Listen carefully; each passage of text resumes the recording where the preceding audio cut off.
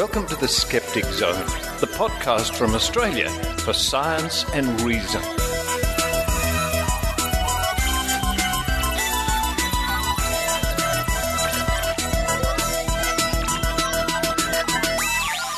Hello and welcome to the Skeptic Zone, episode number 344 for the 23rd of May 2015. Richard Saunders here with you from Sydney, Australia. For those keen listeners, you may have noticed last week I said it was episode number 333. That was incorrect.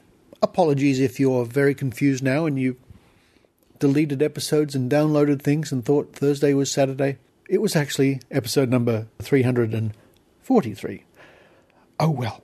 Coming up on this week's show, I catch up with a dear old friend of mine in the podcasting and skeptical realm, Derek Colanduno from the Skepticality podcast, who, just like the Skeptic's Guide to the Universe, just celebrated 10 years of podcasting.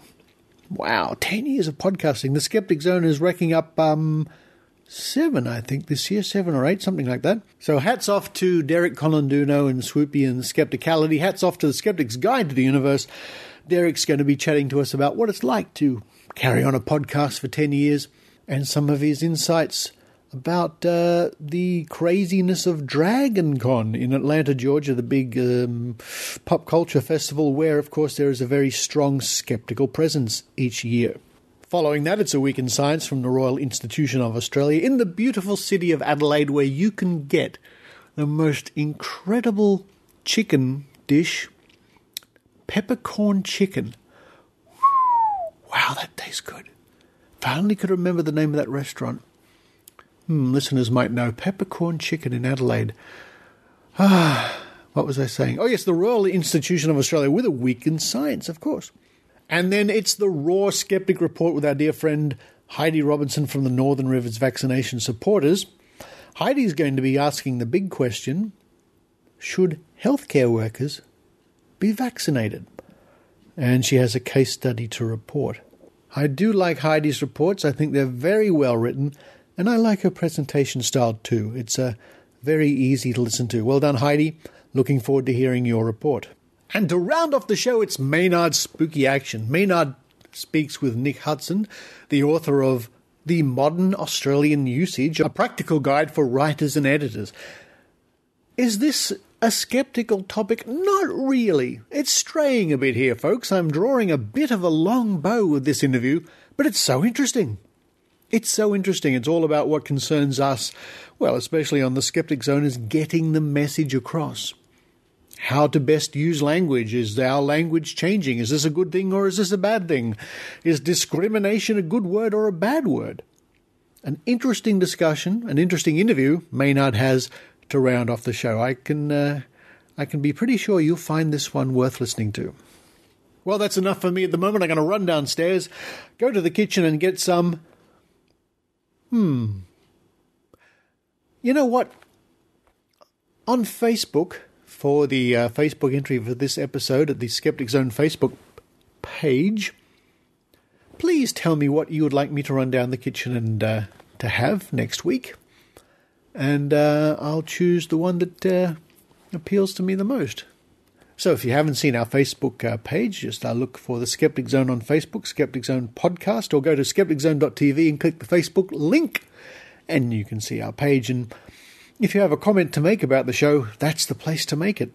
However, today I will run down and get some lovely steamed rice with a little bit of satay sauce.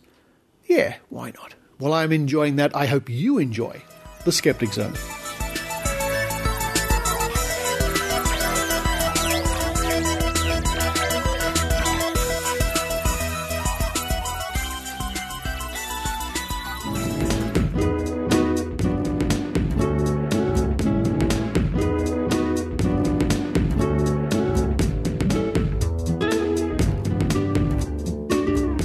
Joining me now all the way from Atlanta, Georgia. I'd like to go and visit Atlanta. I haven't done that for a while. It's Derek Colanduno. Hello, Derek. Yeah, so you coming this year? Oh, I wish I could. To Dragon Con, you mean? Which will be... I hear that's going to be in September this year, not August. Yeah. This year it's the first week of September. Well, I went to Dragon Con 3 years running. I was sort of a bit lucky because I had favourable airfares due to a new player in the Australian market, and they were offering some good deals, so I was sort of able to get away with that. Haven't been... Gee, when was the last time I was there? I think around 2009 or 10. Nine or 10. 9 or 10. Dragon Con it's indescribable. You have to go and see this bizarre, crazy event and the number of people and all the craziness. Yeah, Richard, you should see it now. It's grown almost double since last year we were here. I can't even imagine that.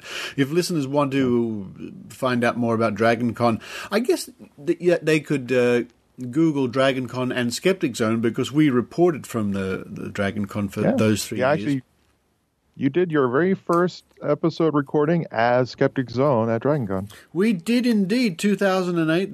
The first episode was a live, partly live recording at Dragon Con. That's where we kicked off, and that's where we had our 100th episode too, a couple of years later. I do miss it. For those people who are wondering what we're talking about, this is a giant sort of fantasy, science fiction, pop culture festival.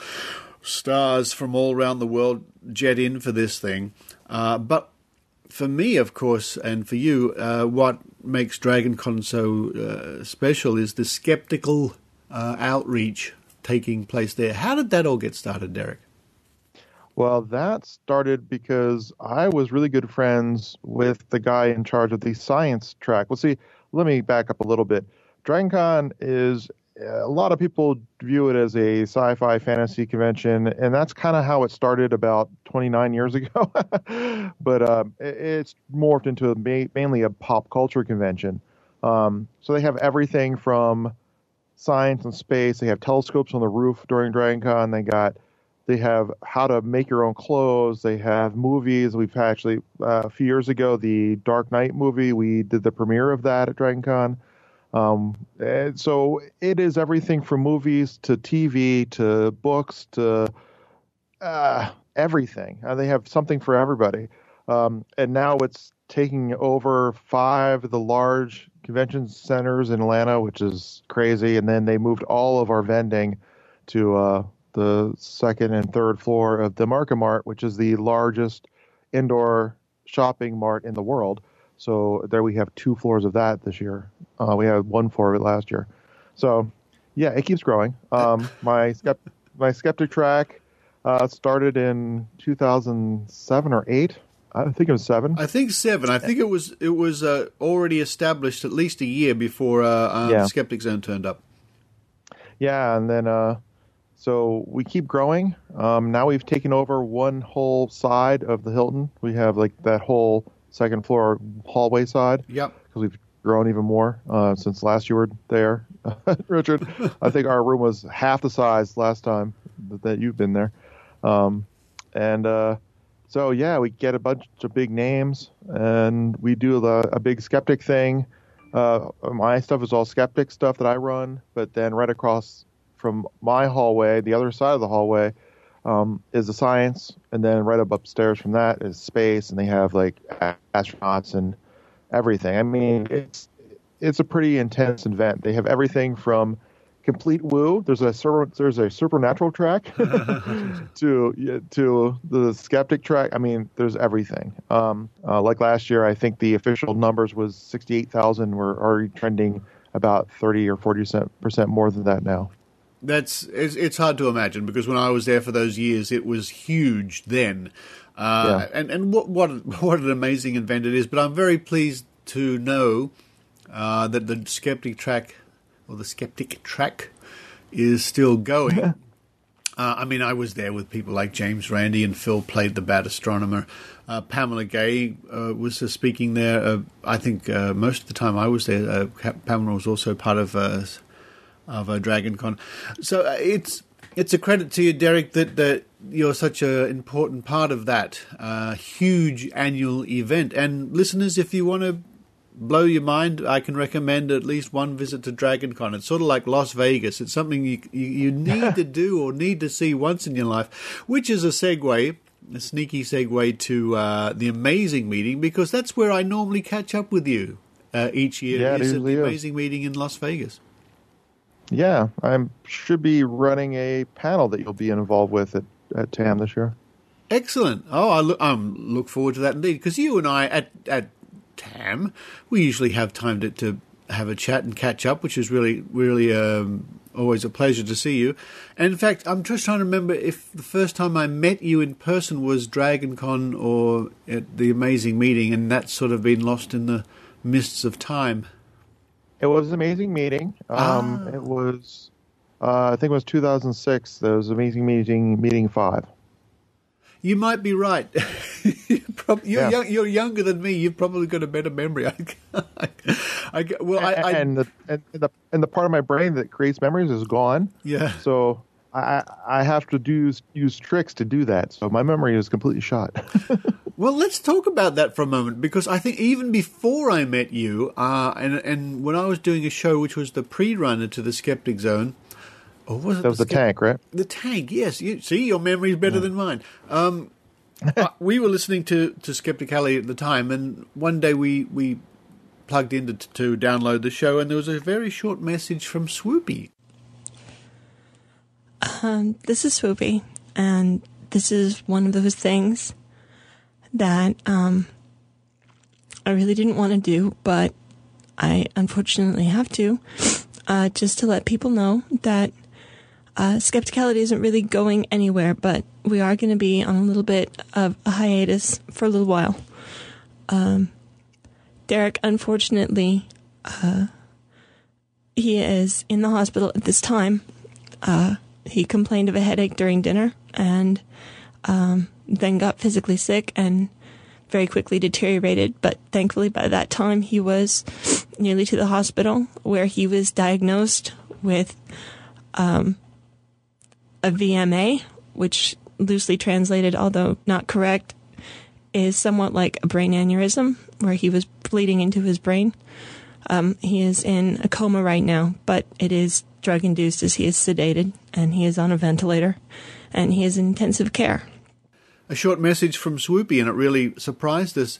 For the benefit of our listeners, briefly, Derek, you had a quite a life-changing event some years ago.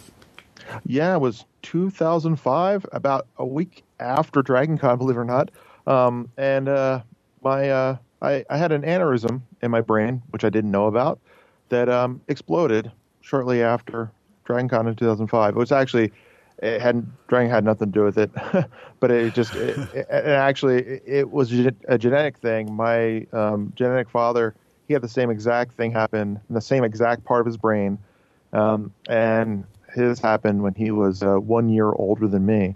It happened to me when I was 31, and it happened to him when he was 32. And he still can't walk or talk.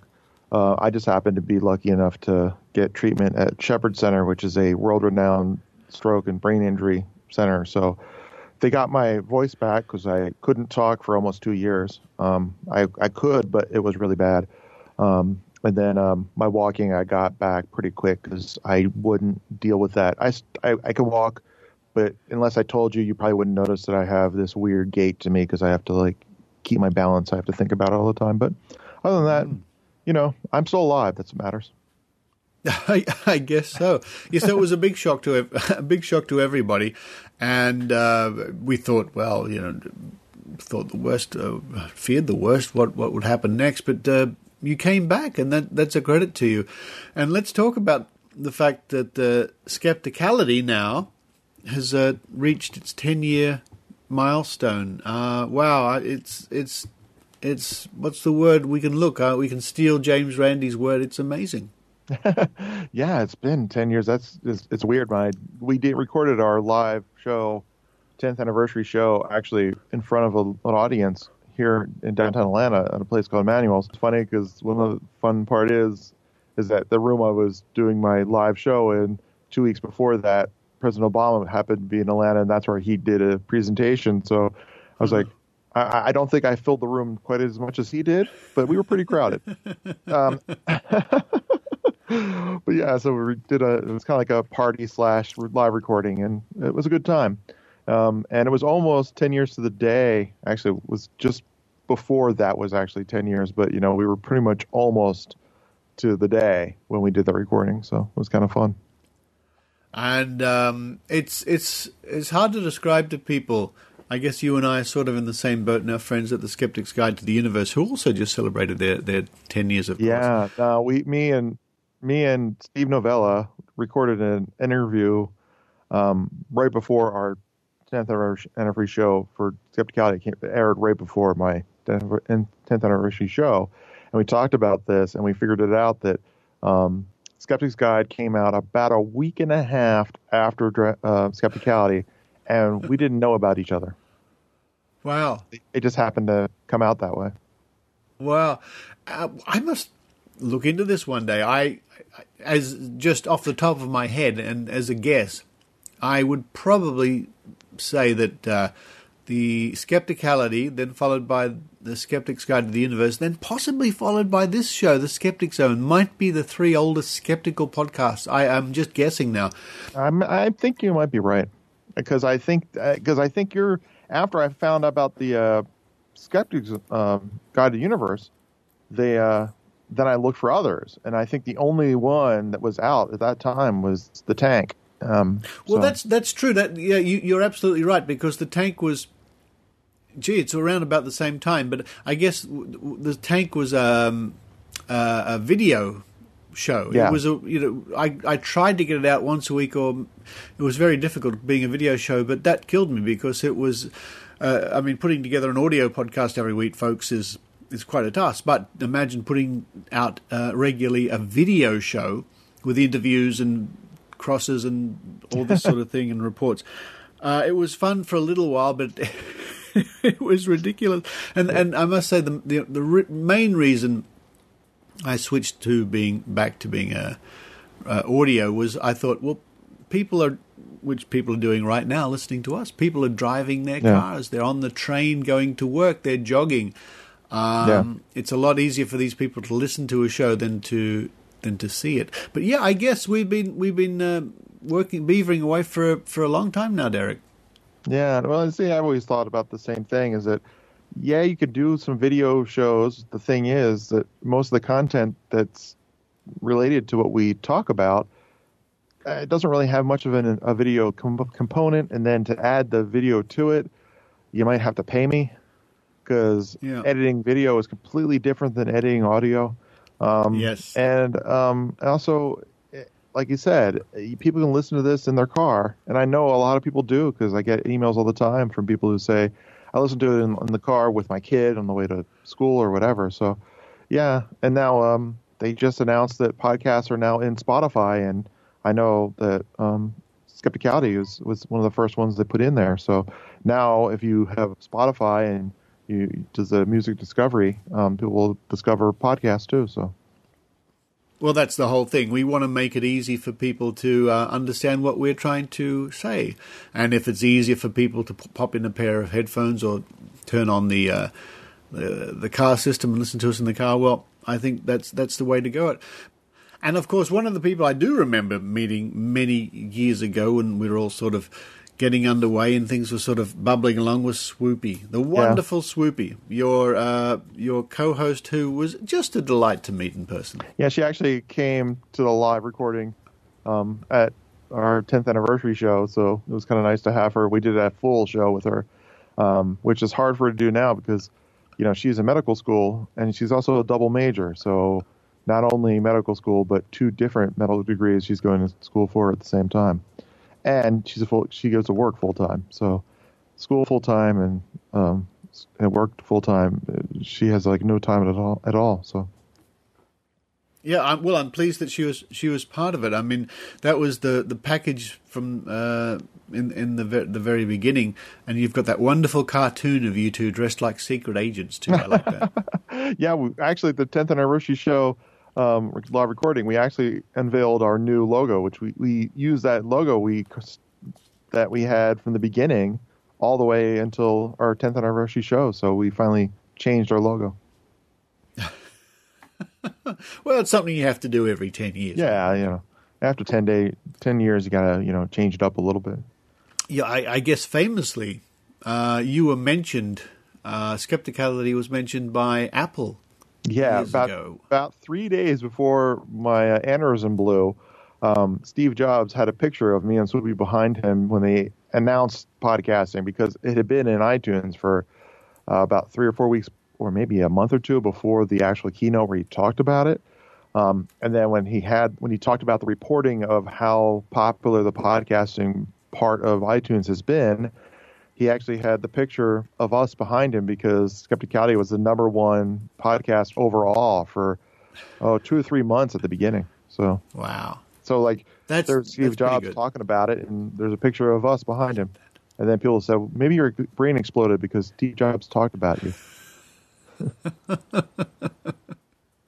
Maybe it did. In fact, I remember after... It's all sort of it's gelling in my mind now, because I remember after hearing Swoopy give that announcement on Skepticality that, and she was quite emotional about it. The very next episode of The Tank, I think it was The Tank I was doing at the time, we mentioned that.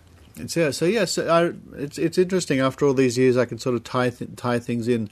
Well, let's suffice it to say we've both been doing this for far too long, Derek. I've been doing stuff audio related since I was in college. So I actually was a DJ on a alt rock station in Las Vegas for a while. So I've been behind a microphone since I was, in my early 20s. So after 20 years or so, I don't know when I'm going to stop. I think that's the right attitude. Yeah, we haven't been doing this for too long. We haven't been doing it long enough.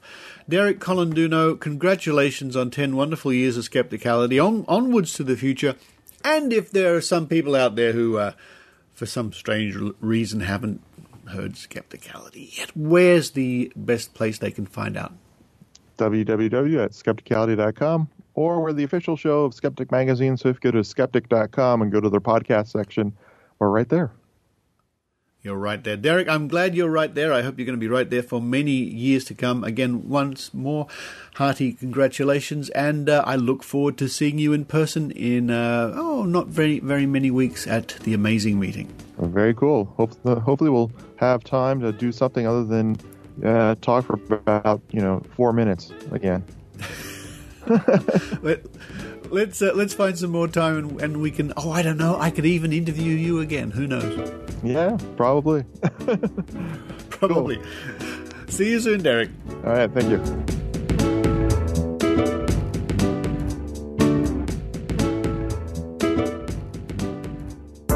Hi there, I'm Ross Balch from Brisbane Skeptic Society, and we are happy to announce Brisbane Skeptic Camp for 2015 on Saturday, July the 4th at Hamilton Town Hall. We have special international guest and author Peter Boghossian and the debut of the Brisbane Skeptic Society Skeptic Rabbit Hole, a fun panel show and comedy experience. Registration is free, and you can do that at brisskepticamp.org. That's brisskepticamp.org. Welcome to A Week in Science from RiAus, bringing you the science you need to know. We've all had to clear our ears, wipe our eyes and blow our noses. So why do our faces sometimes feel like a conveyor belt of gunk and goo? Well, it's thanks to cerumen, gownd and mucus. That's earwax, eye sleep and snot for those playing at home.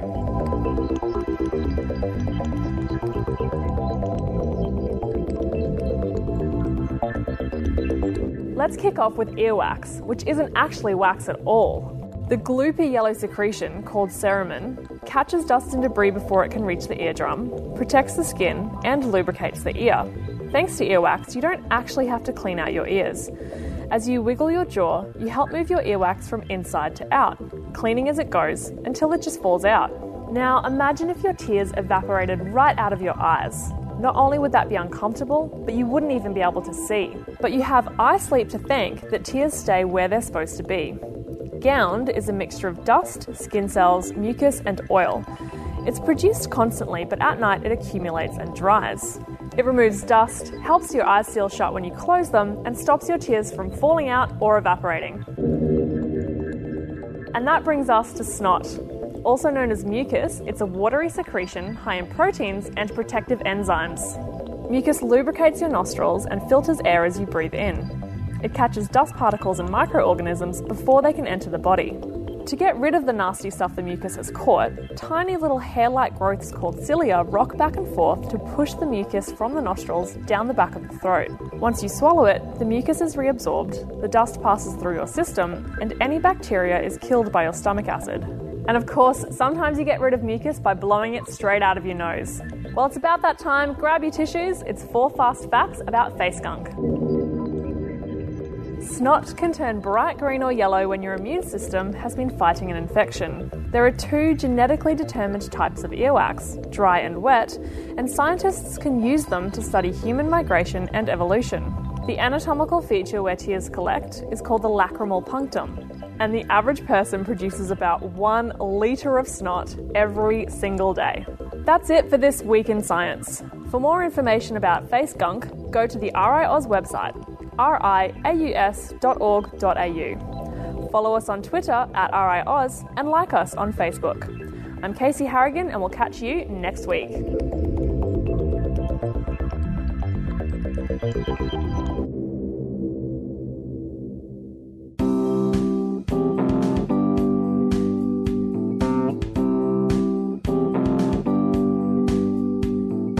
It's the Raw Skeptic Report with Heidi Robertson.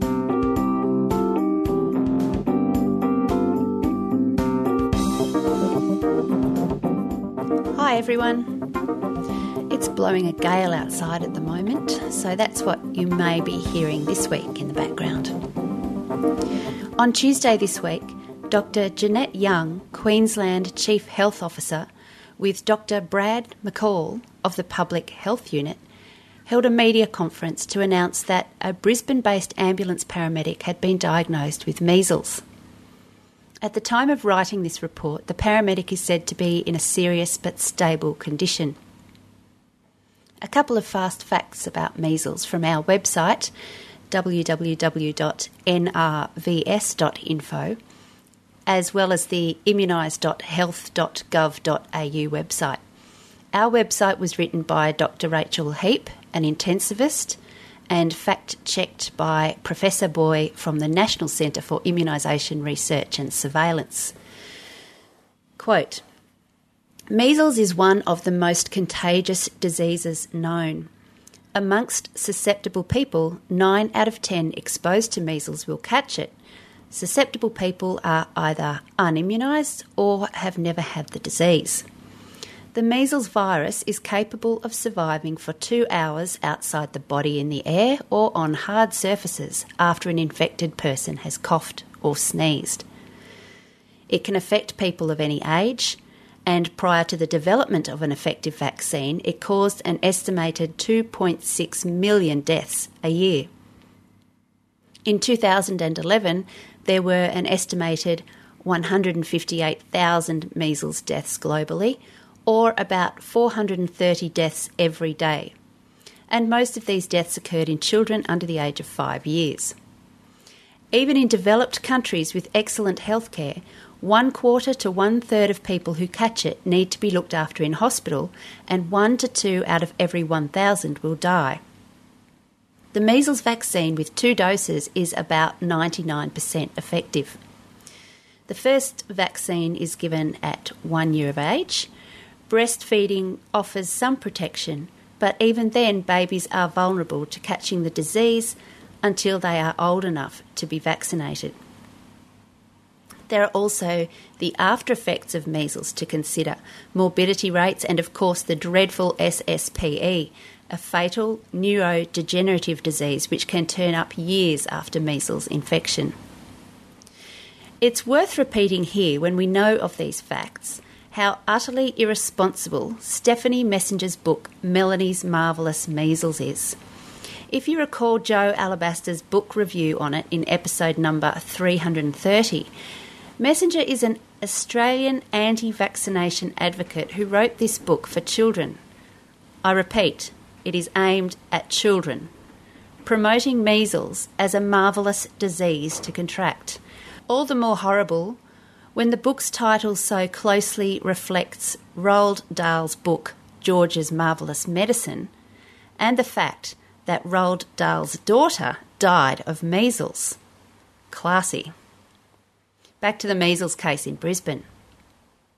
Queensland Health has not commented on the vaccination status of the ambulance officer, so it's important that we not assume anything. Perhaps he was vaccinated and he did not mount an immune response. Perhaps his immunity waned over time. Perhaps he was not vaccinated. We don't know. What we do know is that whilst not knowing he was infected, the paramedic was still on active duties and therefore treating and transporting dozens of sick and injured people to 4 identified hospitals around Brisbane. In addition, of course, he attended many other public locations, as well as several businesses on Moreton Island. With the very young, elderly and other susceptible people, such as cancer patients, who may have less than optimal immune function, this is not an insignificant public health risk, given just how contagious this disease is. Cameron Dick, the Queensland Health Minister, has said that the Health Department is now going to look at getting all ambulance officers vaccinated and is also going to look at extending this to other healthcare workers. On social media, many have expressed surprise that this is not already the case.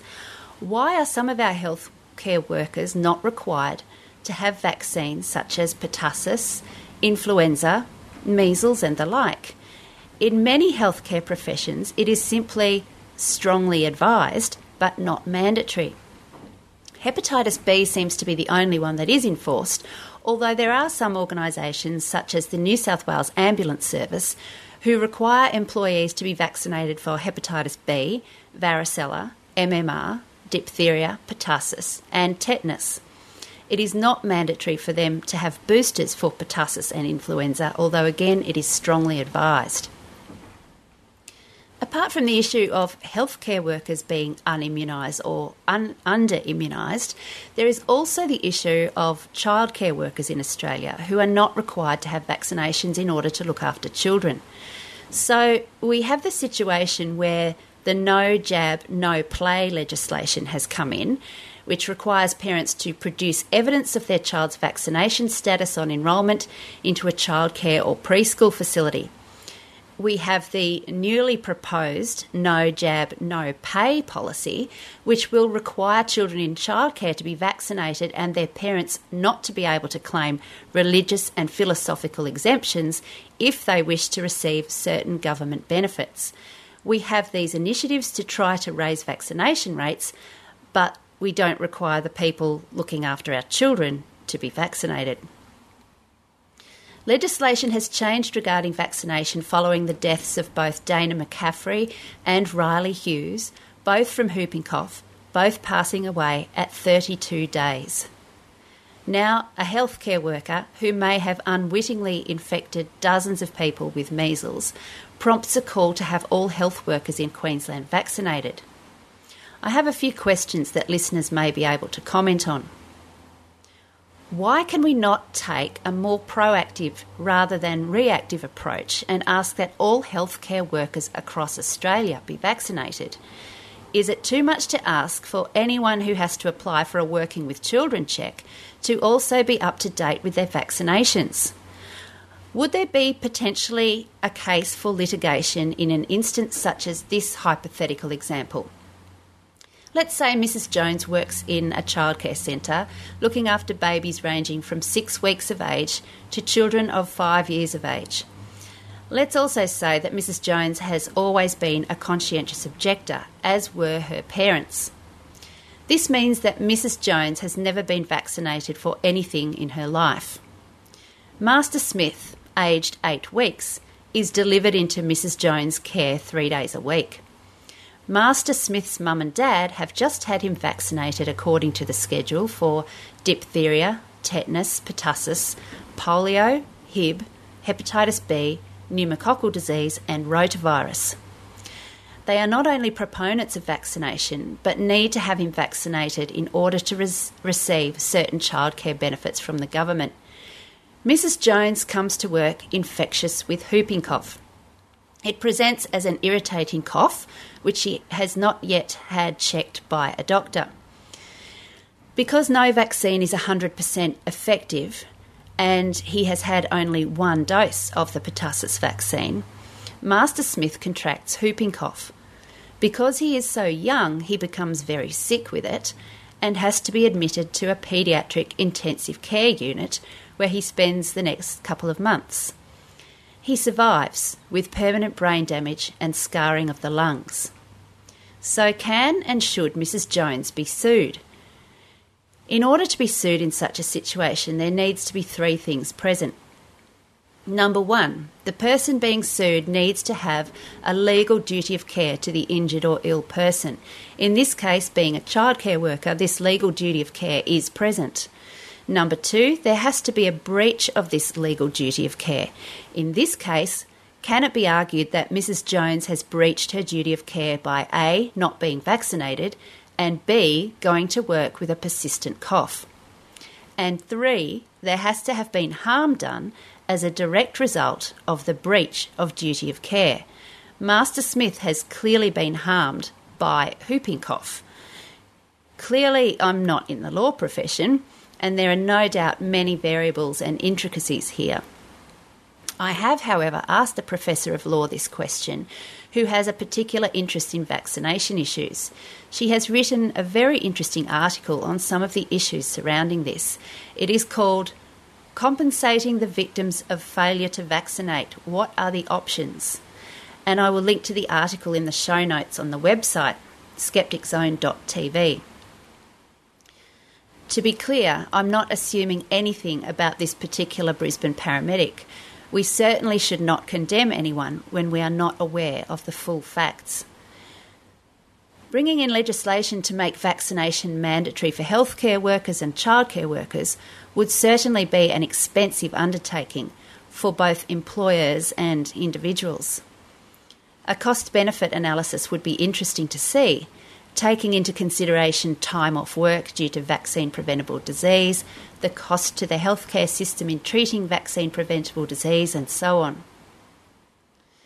In the meantime, my thoughts are with this paramedic who is suffering in hospital, as well as those having been potentially exposed and are waiting for the 2-week incubation period to be up to see if they have contracted the disease. For more information on vaccines and vaccine-preventable diseases, go to our website www.nrbs.info. You can also find us, the Northern Rivers Vaccination Supporters, on Facebook and on Twitter at the handle NRVaxSupporters, that's VAX. Thanks for listening. Till next time.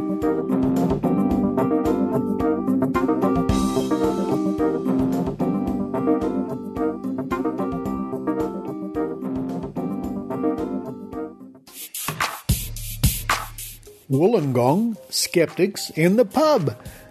Yes, Wollongong is a real place. For our international listeners, Wollongong.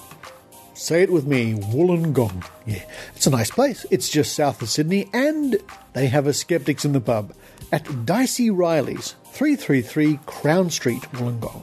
It's always the last Tuesday of every month, and if you're in the Wollongong area, well, the best thing to do would be go to meetup.com and just look for Wollongong Skeptics in the pub. Dicey Riley's at 7 p.m.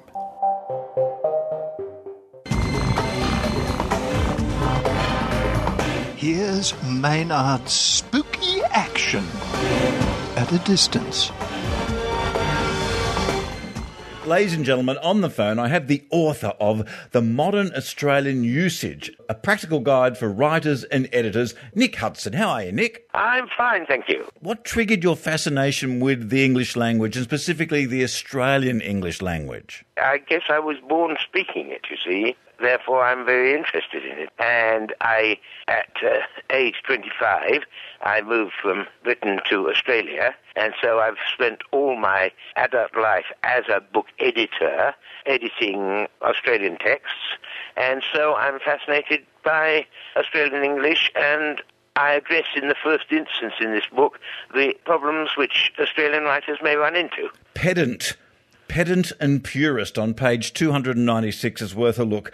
Both of these words mean a person who comments on linguistic niceties which others find boring. The difference is that you are a pedant, where I am a purist. Yes, that's right. Do you actually have to stop yourself from correcting people? Not at all. That's what pedants do, you see. I'm a purist. I can keep it to myself. So what do you like at Scrabble? Not bad, actually. Do you get anyone to actually play with you, or they go, oh, not him, not yes, Nick, don't play with Nick? Yeah, but then you see, Scrabble is not really a matter of knowing all the words. It's a matter of strategy in noticing where the triple letter scores are and making sure that the W's on the triple letter score scored twice. Those of us that are playing words for friends in Scrabble, what's a great word to grab in Scrabble that not many people think of that's a good one? The one that is played almost every game would be QI, isn't it? And you can actually use that. I did not know that was a word. Oh, yes. Have you not got a list of the Scrabble-approved two-letter words? No, I guess I should get one. Oh, you should get that. Without that, I would be nothing. This book is a practical guide for editors. What kind of people seek to become editors? I don't know. In a sense, I became one accidentally when I discovered I wasn't in the market for being a reporter. At one stage, I had an ambition to be the parliamentary reporter for Punch, but that died, and I got an offer as a job in publishing and grabbed it.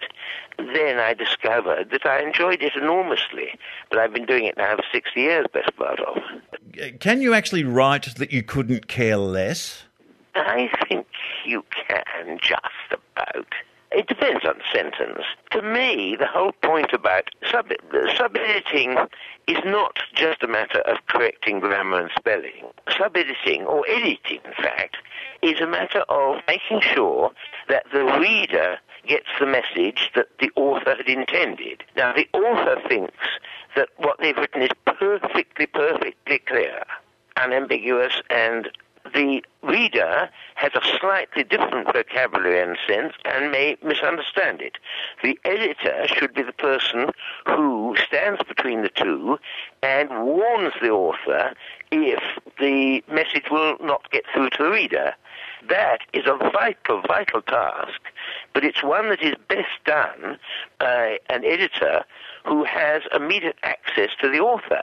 Otherwise, the editor is liable to change it wrong. Know that there's something wrong, but make a correction which is also wrong. Obviously, one sees various things in newspapers that one objects to. This happens particularly in books. The long argument about something, and the author has either left out a stage in the argument regarding it as self-evident, or alternatively laboured a point which was obvious and therefore become boring. Here's an example which is in a way right. I heard a news broadcast in which the newsreader said, so-and-so has had a quarrel with his club but has resigned. And then he stopped for a moment. He said, oh no, sorry, that should be re-signed. Now, those two words, if you leave out the hyphen, they're the same word, and they mean diametrically opposite things. I would say that the person who wrote that should have put a hyphen in to show that what they meant was re-signed. The person who wrote it thought it was perfectly obvious that it was re-signed and didn't bother to hyphenate it. The editor would notice that that error could occur and would have warned the author and put in the hyphen. This leads us to page 401, where you have the entry for tautology with the great example of, I got up at 3 a.m. in the morning. Yes. You hear that all the time. Indeed. I don't get too upset about that because it's not causing misunderstanding. It's unnecessary, and people who say we should use as few words as possible will get upset by it. But at least they aren't getting the message wrong. What about the word discriminate? Now it has an evil content, but if I go to my wardrobe and I choose, if I just discriminate amongst the shirts to wear, am I discriminating against the shirts that I don't wear? Yes, I suppose you are, if you like. If we say he's a discriminating person, it still is a good thing, I think. Still be positive. But I agree that if someone so discriminates, it's normally a nasty thing to do. Still can be used in a positive way or in a neutral way. I mean, if you're discriminating about your choice of shirts, you're not really being terribly clever. You're just using a little bit of discretion. How do you feel about the American imperialism of our language? Do you feel particularly strongly about that? I don't see that it's something to get terribly worked up about, because it just happens to languages. If they're used by a lot of people, it goes off in weird directions. I mean, American is very, very sensible compared with Scottish English, as displayed by, Scots War High. American spelling was more or less invented by Noah Webster, who strongly believed that simpler spelling would be a good idea, so they wandered off in that direction. I think most of those things were very sensible. For example, the change of the OUR endings to OR in words like rigor. That is very sensible. Etymologically, it's better than ours because it goes straight back to the original Latin rather than getting corrupted by transmission through French. What do you think of the Australian naming? It's almost a style guide for people working in sport to have their name ending in, a Y or an IA. There's Dave-O, Dicko, John-O. What do you think that's all about? This is Australian slang usage or colloquial usage. All sorts of words get an O on the end of them. I mean, now we have, I understand, I haven't heard it myself except discussed, a gatho rather than a gathering. Really? I'm happy that you haven't heard it either. It makes me feel slightly less out of date. It doesn't surprise me or shock me terribly. I guess nothing would in language these days, would it? What I'm concerned with is communication. If you get your message over right, then basically everything's all right. What you want to guard against is being misunderstood, either because you're using words in an unusual way or your grammar is unusual. That saves you from an awful lot of anguish, because some people seem to feel that the new way of talking represents the end of civilization as we know it. And they get terribly upset and they phone up the radio stations to complain. I think that's rather sad, because we've got enough to worry about without worrying about the state of the language. On the other hand, if there is a misunderstanding, like in that case where I said resign and re-sign, if there is a misunderstanding, then that is a critical point, and we've got to jump on it, and we've got to do something to make sure that that misunderstanding doesn't arise. Do you have any other favourite languages? Obviously English is your love, but do you find you get excited by other languages, like emotive languages like Spanish? The language I know best is German, because I lived in Germany for 6 months. I would say that the French have a good word for this, or the Germans have a good way of saying this. One of the things I hear continually is that the German word, is it Schadenfreude? Schadenfreude. That we don't have a word for that in English, but we do. It's called epicaricacy. Is that correct? Well, I've heard of the German word, but I haven't heard of the English word. I prefer to talk German if we have to use one word for it. It's a pleasure at somebody else's discomfort. Epicaricacy is the English word for it. Wish you the best of luck. The problem with it is that whereas if you use Schadenfreude in German, everybody understands, if you use epicaricacy or whatever you said in English, no one will understand. Well, I won't understand for a start, and I'm everybody in this. That's true. I'm an editor. I know exactly what will be understood by everybody. The book is a practical guide for writers and editors. Nicholas Hudson, Modern Australian Usage. There's lots of good examples in there. There's also some great copyright advice and some great legal advice in there as well as a good starting point. Lovely. What do you think should be the one thing when we're sitting down to write something that we should have in our mind so we don't need someone like you, an editor, going, oh, dear, dear? You have to imagine your reader and you have to watch his brow. And if it becomes furrowed because he hasn't understood what you've written, then you should look again. You should be thinking of your reader all the time. That is, of course, if you're wanting to communicate. If you're just wanting to hit him over the head with long words, then the longer words you use, the better. Communication. I love the book, and if anyone doesn't like this book, I couldn't care less. I love it. Good for you. Lovely.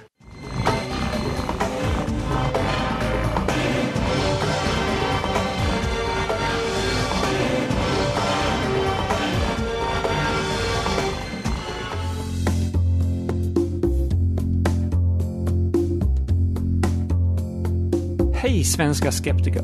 Du vet väl att vetenskap och folkbildning inte bara är trogna anhängare av The Skeptic Zone utan också arrangerar föredrag, pop-science-quiz och skeptikerträffar runt om i Sverige.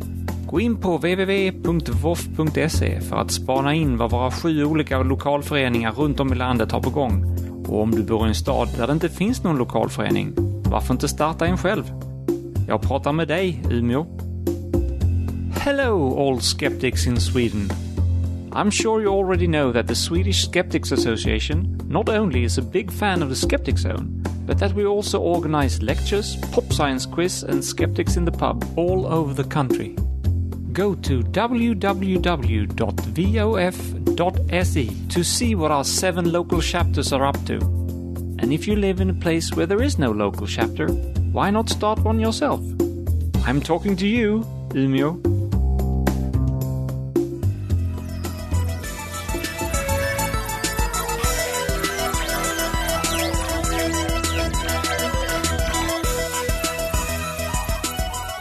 Thank you for listening to the Skeptic Zone, and I am looking forward in the coming weeks to a report or two from Joe Alabaster, who I just saw the other day, as next weekend here in Sydney we have Skepticamp.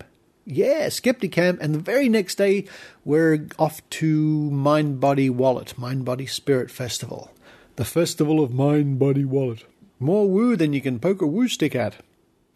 But with some nice things sort of thrown in along the way. I always get pick up a nice bottle of hot sauce at these things, sort of boutique hot sauce, very nice.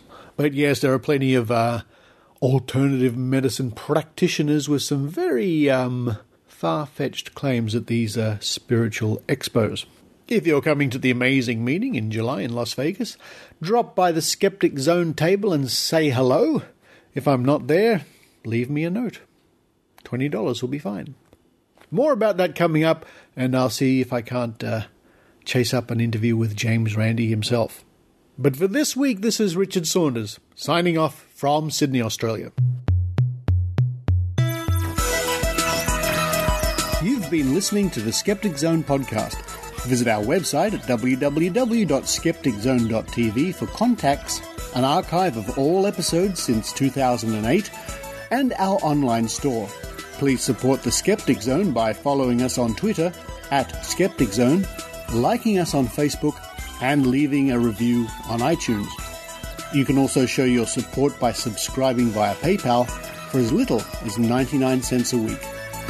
The Skeptic Zone is an independent production.